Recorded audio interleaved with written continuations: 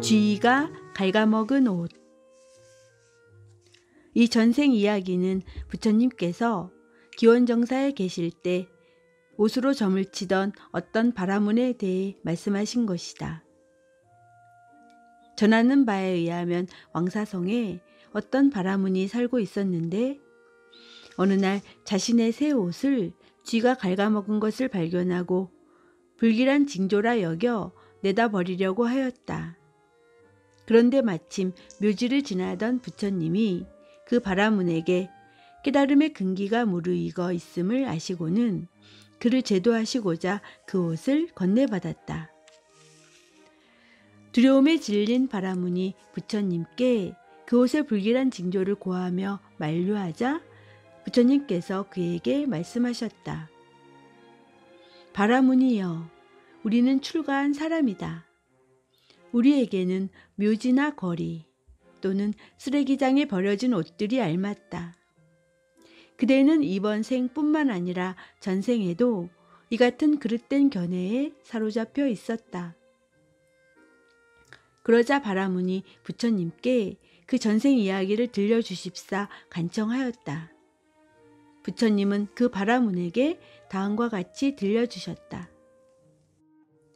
옛날 라자가하에 신분이 높은 바라문 계급의 남자가 살고 있었다.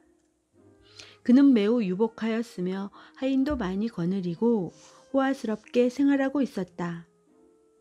그는 미신을 깊이 믿었는데 옷으로 기륭을 점치고 있었다. 어느 날이었다.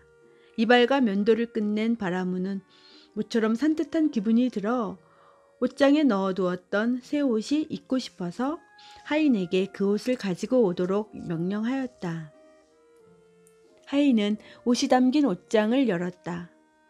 그런데 그 옷은 쥐가 갉아먹어 입을 수가 없을 정도로 상해 있었다. 하인은 즉시 주인에게 보고하였다. 주인님께서 꺼내 오라시던 그 옷은 쥐가 갉아먹어 입을 수 없을 정도로 상해 있습니다. 도저히 꺼내올 수가 없게 되었어요. 뭐라고? 얼른 그 상자를 이리로 가져오너라. 옷으로 기륭을 점치는 바라문은 옷이 쥐에 의해 얼마나 상해 있는지 걱정이 되어 견딜 수가 없었다. 길한 일이라면 좋으련만 혹시라도 흉사가 있다면 참으로 큰일이로다. 하인은 쥐가 갉아먹은 옷을 조심스레 가지고 왔다. 바라문은 그 옷을 샅샅이 조사해 보았다. 바라문은 팔짱을 끼고 쥐가 갉아먹은 부분을 여러 각도에서 살펴보았다. 그의 얼굴은 점점 어두워져 갔다. 큰일이다. 점괘가 좋지 않아. 이 옷을 이대로 집에 두었다간 반드시 우리 집에 재난이 닥칠 것이다. 이 옷은 그야말로 이 집에 불길한 일들을 불러오는 재앙의 신이라고 할 수 있다. 이 옷을 만지는 자는 누구든지 그 재난을 피할 수 없을 것이야. 모두들 주인의 말에 겁이 질려 얼굴을 쳐다보았다. 이 옷을 단 한 찰나라도 집에 둘 수는 없다. 즉시 내다 버려야 한다. 하지만 그 버리는 장소를 어디로 정한담? 주인은 잠시 생각에 잠겼다. 어디다 버리든지 그 버리는 장소 가까이에 살고 있는 사람은 큰 재난을 당할 것이다. 그렇다면 아무도 다가가지 않는 공동묘지에 버리는 수밖에는 없다. 묘지라면 근처에 인가가 있지 않으니 아무도 얼씬거리지 않을 것이다. 따라서 재난을 당할 사람도 없을 것이다.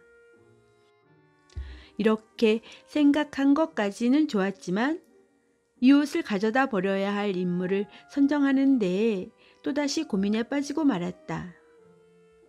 누굴 시켜야 할까? 이 옷을 만지는 자는 반드시 재난을 만날 터인데 하인에게 버리라고 시켜도 좋겠지만 만약 도중에 이 옷을 욕심내서 제 것으로 만들어 버리기라도 하면 그 또한 재난을 당할 것이 아닌가? 그렇다면 가장 적당한 사람은 내 아들밖에 없으렸다.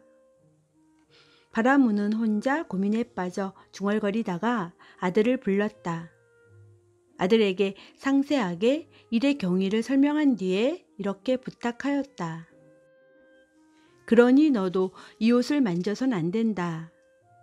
지팡이 끝에 걸고 가서 묘지에 버리고 오너라. 버린 뒤에는 머리끝에서 발끝까지 깨끗이 씻고 돌아와야 한다.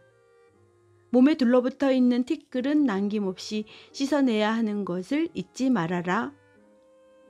주인은 아들에게 몇 번이나 당부하였다. 아들은 아버지가 일러준 대로 옷을 지팡이 끝에 걸고 묘지로 버리러 갔다.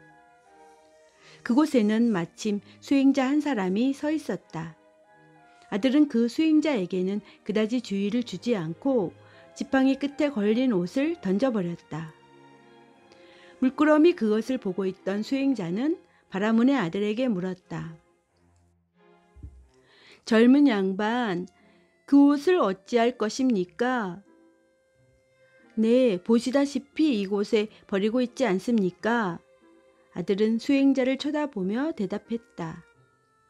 왜 그 옷을 버리는 겁니까? 네, 이 옷은 쥐가 갈아먹었답니다.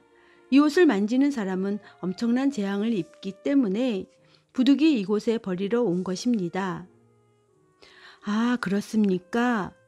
괜한 질문을 해서 죄송합니다. 당신이 하고 싶은 대로 어서 버리시죠. 아, 당신이 말씀하시지 않아도 이렇게 버리고 있는 참인걸요. 아들은 딱하다는 표정으로 말했다. 다 버리셨습니까? 네, 버리다 마다요. 아, 그렇습니까? 아, 그렇다면 이 옷은 더 이상 당신의 옷이 아니죠? 예, 버린 것이니 당연하지 않습니까? 그렇다면 이 옷을 내가 줍겠습니다. 아직도 한참이나 더 입을 수 있는데 아깝습니다. 뭐라고요? 이 옷을 주어서 입겠다는 말씀이십니까? 아, 제발 그 집만은 말아 주십시오. 지난 덩어리를 주워 가지려는 것과 무엇이 다르겠습니까? 하지만 수행자는 미소를 머금으며 옷을 주워들었다. 고맙습니다. 수행자는 그렇게 말을 남기고 떠나갔다. 아들로부터 이런 일들을 전해 들은 주인은 당황하여 물었다. 그 수행자는 어느 쪽으로 갔느냐? 라자가 도시에 살고 있는 분 같았습니다. 그 수행자는 분명 재난을 만날 거다. 그렇게 되면 우리도 비난받게 되겠지. 다른 옷을 보시하고 그 옷을 버리게 해야 하겠는데. 주인은 어서 새 옷을 준비하도록 하여 그것을 가지고 수행자가 살고 있는 곳으로 달려갔다. 저 혹시 조금 전에 제 아들이 버린 옷을 주우셨다는데 그게 사실입니까? 주인은 숨을 헐떡이며 물었다. 아, 사실입니다만. 아, 그렇다면 어서 미련 없이 버리시죠. 그 옷은 아주 불길한 것입니다. 그 옷을 만지는 사람은 재난을 피할 수 없다고 제가 친 점괘에서 나왔습니다. 당신께서 재난을 만나시게 될 뿐만 아니라 당신과 관계된 모든 사람들에게도 재난이 닥칠 것입니다. 수행자는 그런 말을 조용히 듣고 있었다. 주인의 말이 끝나자 그를 깨우치려는 듯 말하였다. 우리들은 그런 것에 집착하고 있지 않습니다. 올바른 가르침을 듣고 그 가르침에 따르고 있는 자에게는 기중 따위란 관계가 없는 일입니다. 그런 것에 집착하고 있으면 정말로 중요한 것을 놓치기 마련이죠. 미혹의 어둠 속에서 던져져 그 나락으로 떨어지게 됩니다. 진리의 빛을 받으며 미혹의 어둠을 깨트리는 일이야말로 진정으로 중요한 일이라고 깨닫지 않으면 안 되는 것입니다. 주인은 수행자의 그런 말에 가슴이 찔린 듯한 느낌을 받았다. 중요한 것을 놓치고 있었습니다. 참다운 문제라. 주인은 지금까지 가슴에 꽉 매듭지어져 있던 무엇인가가 일순간에 녹아져 내리는 것을 느꼈다. 지금이야말로 그 중요한 것을 만날 수 있는 시기다. 이때를 놓치면 두 번 다시 교회는 오지 않을 것이다.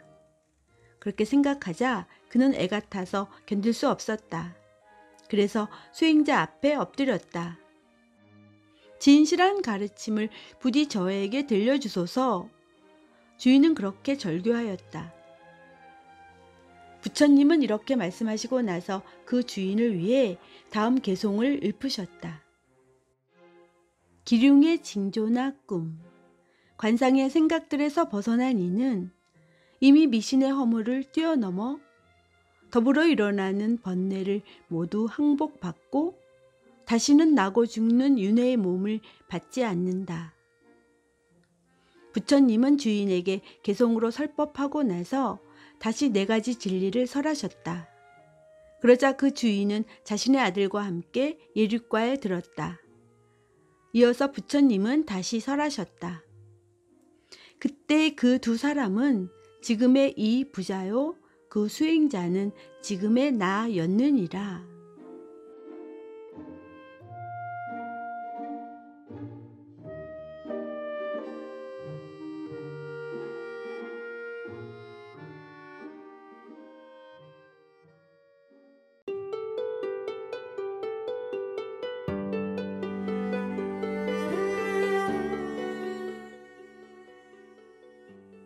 아기 코끼리의 죽음. 이 전생 이야기는 부처님께서 기원정사에 계실 때 어떤 노승에 대해 말씀하신 것이다. 그 노승은 어떤 사미를 출가시켰다. 그 사미는 노승의 시자가 되어 그를 섬겼다. 하지만 어느 날인가 사미는 중병에 걸려 그만 세상을 떠나고 말았다. 그러자 노승은 모든 일에서 손을 놓은 채 시름에 잠겼다. 언제나 슬피 울면서 지내는 그의 모습을 보고 비구들이 법당에 모여 이야기를 나누었다. 그때 부처님께서 그 법당으로 오셔서 비구들에게 물으셨다. 비구들이여, 그대들은 무슨 이야기를 나누려고 이곳에 모여 있는가? 세존이시여, 저 노승은 어린 사미가 죽자 슬픔에 잠겨 울부짖고 다닙니다. 그는 죽음에 대한 부처님의 바른 가르침의 수행법에 대해서 모르고 있는 것 같습니다. 그러자 부처님은 말씀하셨다. 비구들이여, 그 노승은 지금뿐만이 아니라 과거 생에도 그러하였다. 옛날 카시국의 어떤 도시에 재물이 아주 많은 바라문이 살고 있었다. 어느 해인가 봄에 바라문은 재산과 처자를 모두 버리고 히말라야 깊은 산속으로 들어가 홀로 암자를 짓고 행자로서 생활하기 시작하였다. 어느 날 언제나처럼 그날 먹을 나무 열매와 풀을 찾으러 나서는 도중에 한 마리 아기 코끼리를 만났다. 아기 코끼리는 부모와 사별하였는지 외톨이가 되어서 굶고 있는 모양이었다. 행자는 아기 코끼리를 자신의 암자로 데리고 왔다. 아기 코끼리는 금세 행자를 따랐다. 눈을 가늘게 뜨고 코를 길게 내리고는 행자에게 응석을 부리는 것이었다. 행자는 아기 코끼리에게 소마다타라는 이름을 붙이고 나뭇잎과 풀을 먹이며 마치 자기 아이처럼 극진하게 길렀다. 아기 코끼리는 무럭무럭 자라 몸집이 부쩍 커지자 행자를 등에 태우고 먹을 것을 찾으러 함께 나서기까지 하였다. 그런데 어느 날 아기 코끼리는 너무 많이 먹었는지 소화불량을 일으키더니 갑자기 온몸에 힘이 빠져버렸다. 행자는 걱정이 되어 소마타타를 암자로 데려다 놓고서 약초와 부드러운 풀을 모으러 나갔다. 하지만 코끼리는 행자가 돌아오는 것을 기다리지 못하고 그만 죽고 말았다. 행자는 산더미처럼 풀을 짊어지고 숨을 헐떡이며 돌아왔지만 언제나처럼 암자의 문을 코로 열어젖히고 마중 나오는 코끼리의 모습이 보이지 않았다. 더럭 겁이 난 행자는 코끼리의 이름을 불러댔다. 사랑스런 코끼리, 소마타타여, 어디에 있니? 설마 하며 불안에 사로잡혀 암자 근처까지 행자는 달려왔지만 명상할 때 쓰던 자리에 앞발을 올려놓은 채 소마타타의 커다란 몸은 쓰러져 있었다. 행자는 가까이 달려가 이미 숨이 끊어진 코끼리의 커다란 머리를 끌어안고 눈물을 흘리며 노래를 불렀다. 그때 제석천이 이 행자의 울음소리를 들었다. 저 행자는 모처럼 처자까지 다 버리고 출가한 것처럼 보이더니 지금은 코끼리를 제 친자식인 것처럼 애정을 품고 울고 있네. 이래서는 애욕을 버리고 출가한 의미를 잃어버리게 되지 않겠는가? 제석천은 하늘에서 내려와 숲의 암자 위에 그대로 멈춰 선 채 행자를 향해 물었다. 행자가 되어서 애욕을 버리고 깨달음의 경지를 구하더니 이제와 그것을 망각하고 흘리는 그대의 눈물이여. 이렇게 죽은 이를 비탄하는 그대의 눈물이여. 이 소리를 들은 행자는 허공을 우러르며 눈물도 닦지 못한 채 답하였다. 그렇게 말씀은 하시지만 제석천이시여, 사람도 짐승도 애정을 품으면 사랑하는 마음은 한결 같답니다. 그런데 어떻게 울지 않을 수 있습니까? 제석천은 다시 말하였다. 아무리 눈물을 흘려본들 죽은 자는 두 번 다시 돌아오지 않도다. 만약 눈물을 흘려 죽음을 돌이킬 수 있다면 어느 누구인들 평생을 울지 않으리. 아무도 죽은 자를 비탄하여도 아무리 죽음 그 자체를 비탄하여도 그것은 소용없는 일이다. 지금 이렇게 살아있는 자도 누구나 죽음에서 도망칠 수가 없는 법. 눈물을 거두라 바라문이여. 현자의 길을 닦을지어다. 행자는 이 말에 출가의 길에 들어섰을 때 이를 상기하며 눈물을 거두었다. 부처님은 이렇게 말씀하셨다. 그때의 저 아기 코끼리는 지금의 저 삼이요. 그 행자는 바로 슬픔을 가누지 못하는 저 노승이며 제석천은 바로 나였느니라.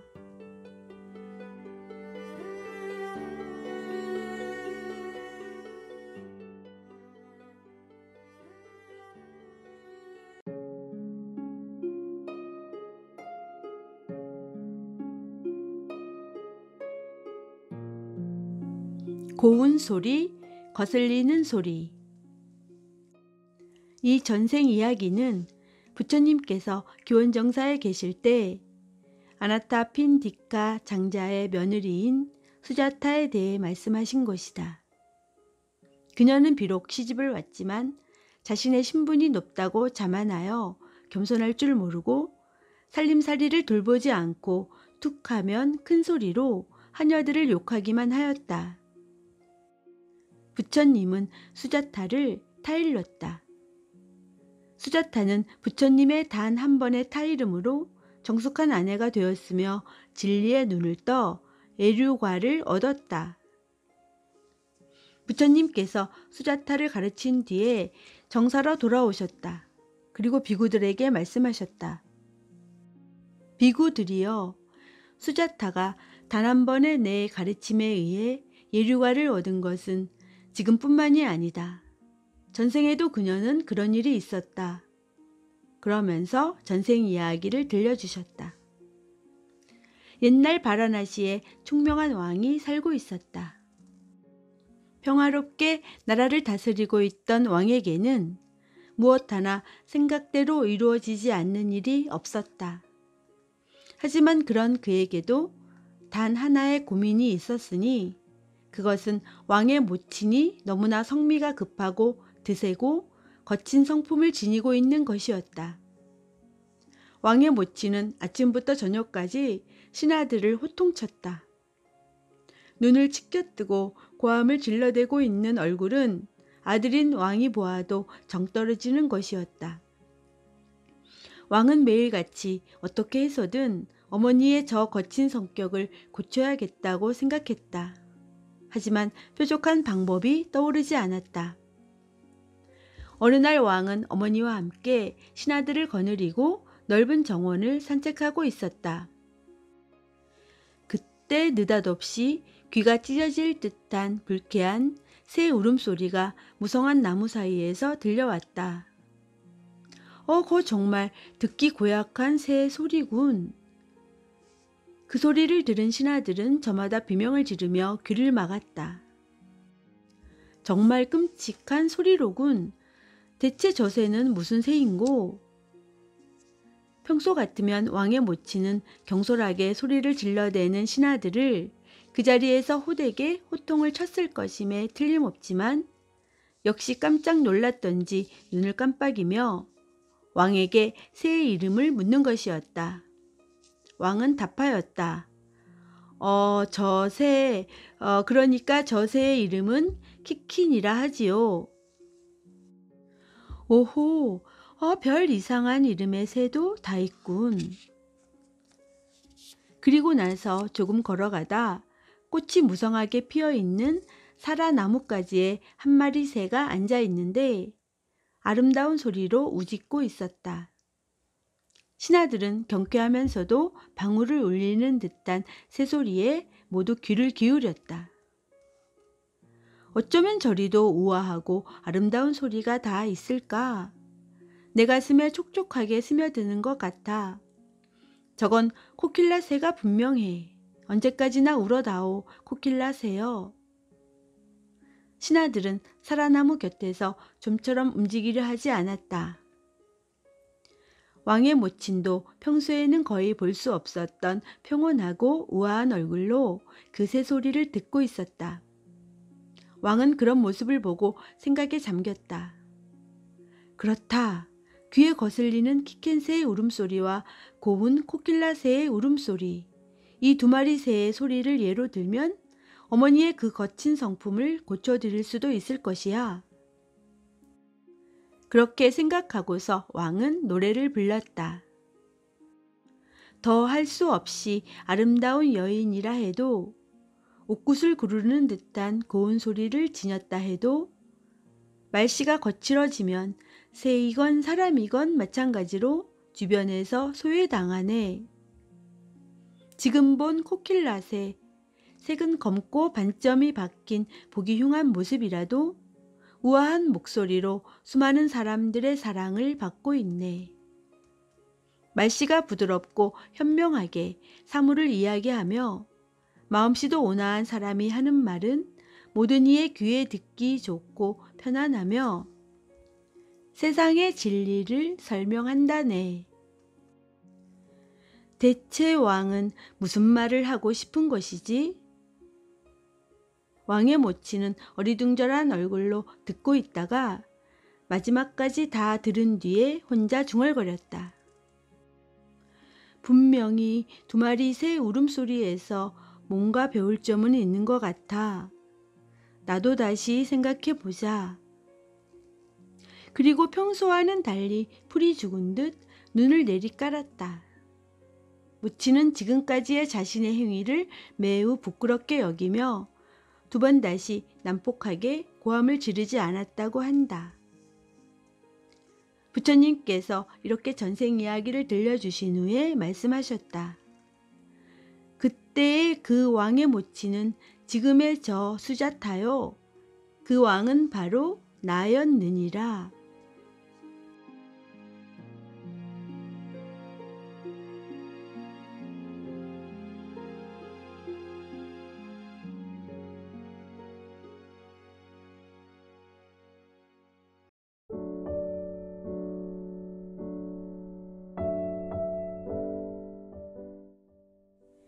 애욕에 사로잡힌 물고기. 이 전생 이야기는 부처님께서 기원정사에 계실 때 한 비구가 출가하기 전에 아내에게 유혹받은 일에 대해 말씀하신 것이다.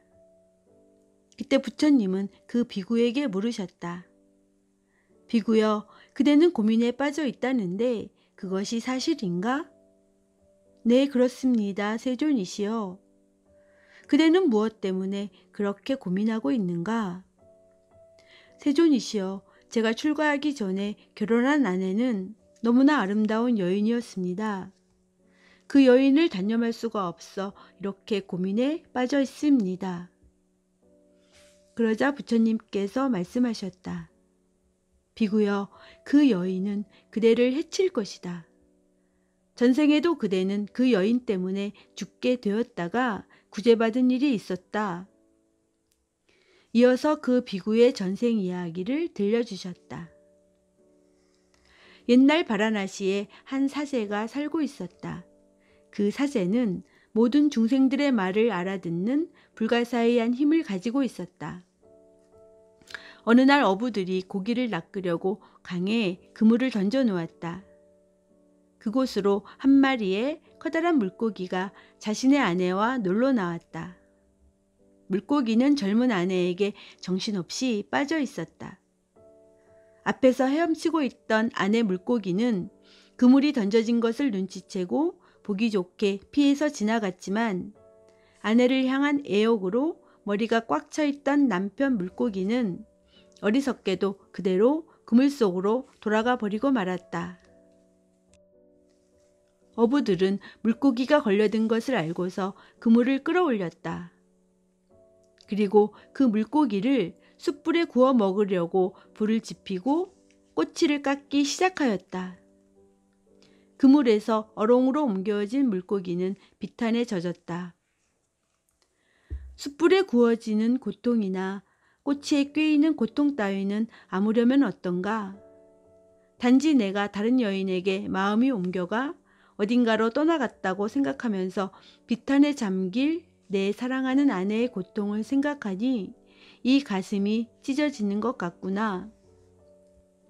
그리고 나서 물고기는 이 노래를 불렀다.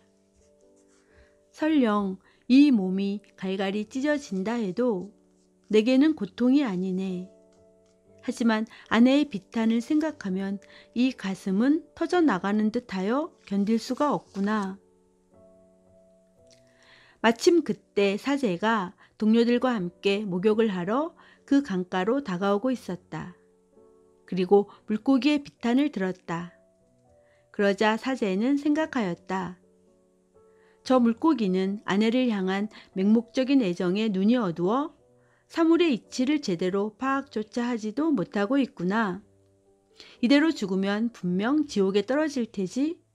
정말 가엾게 되었군. 옳거니 내가 좀 도와주어야겠다. 사제는 어부들에게 다가가서 말을 걸었다. 여보시오, 물고기 한 마리 내게 베풀지 않겠소? 사제님, 모처럼 마음에 드는 물고기를 가져가십시오. 어부들은 황송해하며 답하였다. 그러자 사제는 말했다. 지금 막 당신들이 잡아먹으려고 하고 있는 그 물고기가 내 마음에 드는구려. 그 말을 듣자 어부들은 흔쾌히 그 물고기를 건네주었다. 사제는 두 손으로 물고기를 감싸서 강가로 내려갔다. 물고기야, 만일 내가 오늘 너를 발견하지 않았더라면 너는 죽고 말았을 것이다. 자, 놓아줄 터이니 두 번 다시 애욕의 눈이 멀어 자신을 잃는 일은 하지 말아라. 그리고 나서 물고기를 물속으로 놓아주었다. 부처님께서 이렇게 전생 이야기를 말씀하신 뒤에 다시 4가지 성스러운 진리를 말씀하시자 그 비구는 고민과 번뇌에서 풀려나 애류과를 얻었다. 이어서 부처님은 말씀하셨다. 그때의 아내였던 물고기는 지금 그대의 전처요. 죽을 뻔했던 남편 물고기는 바로 그대며 그 사제는 나였느니라.